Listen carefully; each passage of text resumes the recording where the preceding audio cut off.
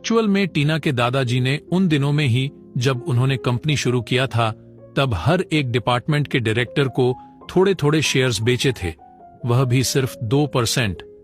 इसका यह फायदा था कि सारे शेयर्स सिर्फ उन्हीं के पास नहीं बल्कि कई हिस्सों में बटा होगा और उनके फैमिली पर थोड़ा खतरा कम होगा, क्योंकि उन्हें पता था कि आज नहीं तो कुछ सालों बाद अपने बच्चों पर या पोते पोतियों पर कंपनी को लेकर बड़ा बवाल मचेगा, उनके दूसरे बेटे से या अपने भाई से। यही नहीं, बल्कि जब थ्रोन ग्रुप का हर एक डायरेक्टर ने उसकी कामयाबी के लिए बहुत खून और पसीना बहाया है। थ्रोन ग्रुप जब शुरू हुआ था तो कुछ डिपार्टमेंट के डायरेक्टर्स टीना के दादाजी के दोस्त थे और कुछ उनसे उम्र में बड़े या छोटे। इसी वजह से अब उन पोजीशंस पर कुछ काम के हैं तो वहीं कुछ नकारे। टीना के दादाजी के साथ काम करने वाले लोग कुछ तो परलोक सिधार चुके थे तो कुछ रिटायरमेंट ले चुके थे, जिसकी वजह से उन कुर्सियों पर कुछ आड़े टेढ़े लोग बैठे हुए हैं जिन्हें जड़ से उखाड़ना चाहती है टीना।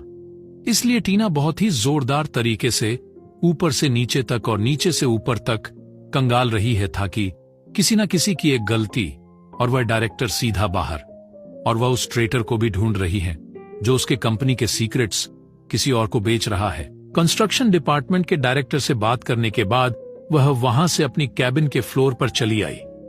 कैबिन के अंदर पहुंचा भी नहीं, अंदर का लैंडलाइन बजने लगा।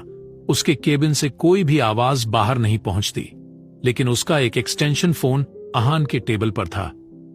उसे बजता सुन टीना ने रिसीवर अपने हाथ में ले लिया और उस तरफ से आवाज आई, सॉरी बॉस, मैंने आपके मोबाइल पर कॉल किया लेकिन आपने पिक नहीं किया तो मैं लैंडलाइन पर कॉल कर दिया।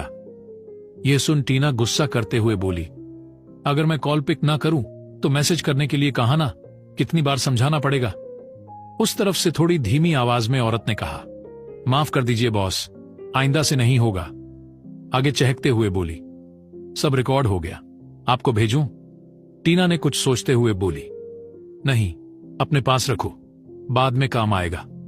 टीना ने अब फोन काटा और अपने मोबाइल में कुछ ढूंढकर अपने मन में बुदबुदाई, क्यों सब लोग मुझे छोड़कर चले गए? भगवान को मुझ पर दया भी नहीं आता।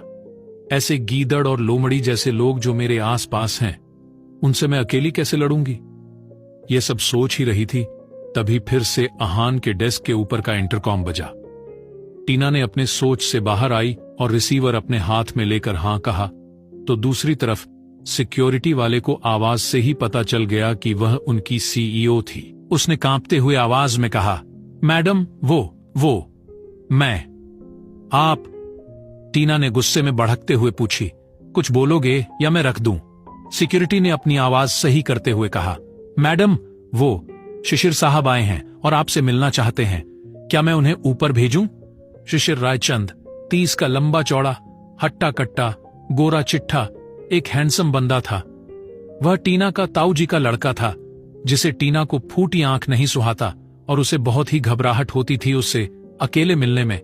आखिरी बार उसने शिशिर से अपने दादाजी के देहांत के वक्त मिली थी, लेकिन तब उसके आसपास बहुत से लोग थे, इसलिए वह घबराई नहीं। लेकिन अब टीना को उसका नाम सुनकर ही अंदर घबराहट महसूस हो रही थी। फिर भी वह अपना गला साफ करते हुए और कुछ सोचते हुए सिक्योरिटी से बोली, कह देना मैं ऑफिस में नहीं हूं। सिक्योरिटी ने बिना समय गवाए हां कहा और कॉल काट दिया और टीना ने रिसीवर को नीचे रख अपने दिल पर हाथ रख लिया। तभी मेरा कुछ फाइल्स पकड़ सामने से आती हुई दिखाई दी तो टीना ने जल्दी से उसकी तरफ बड़ झटके से उसे गले लगा लिया। वहीं मेरा टीना की इस हरकत से हैरान होकर अपनी आंखें फैला दिए और कुछ सेकंड्स बाद नॉर्मल होते ही अपना हाथ टीना के पीठ पर रख सहला दिया। मेरा को लगा जैसे टीना अंदर से कांप रही है। मायरा टीना से कुछ पूछती, तभी टीना ने मेरा को छोड़ वहां से अपने केबिन के अंदर तेजी से चली गई। मेरा थोड़ी देर तक अपनी ही जगह पर जम गई और कुछ समझते हुए अपना सिर हिलाते हुए अपनी जगह पर बैठ गई। मेरा के डेस्क के ऊपर रखी इंटरकॉम बजा तो उसने झट उठा लिया। उस तरफ से आवाज आई, माम, बॉस की मिस्टर भाजवा से आधे घंटे में मीटिंग है। यह सुन मेरा ने हां कहा और कॉल काट टीना के कैबिन के डोर को नॉक कर अंदर चली गई। वहां टीना नहीं थी, तभी मैरा ने टीना को बाथरूम से अपना मुंह पोंछते हुए आती देख बोली, बॉस, आधे घंटे में आपकी मीटिंग मिस्टर बाजवा के साथ है। हमें अभी निकलना होगा उनके भेजे लोकेशन पर टाइम से पहले पहुंचने के लिए। टीना ने अपनी टेबल के पास पहुंच अपना मोबाइल उठाया और अपने पॉकेट में रखते हुए पूछी, ड्राइवर को इन्फॉर्म कर दिया? मैरा ने अपना सिर न में हिलाते हुए बोली, हम अपने कार से नहीं बल्कि कैब से जाएंगे और ऑफिस से भी पीछे की दरवाजे से निकलेंगे। मुझे पता है वो शिशिर आया है वापस, अब हमें और चौकन्ना रहना होगा। वैसे भी अब सुहेल मिस्टर मल्होत्रा के साथ है तो हमें कोई रिस्क नहीं लेना है।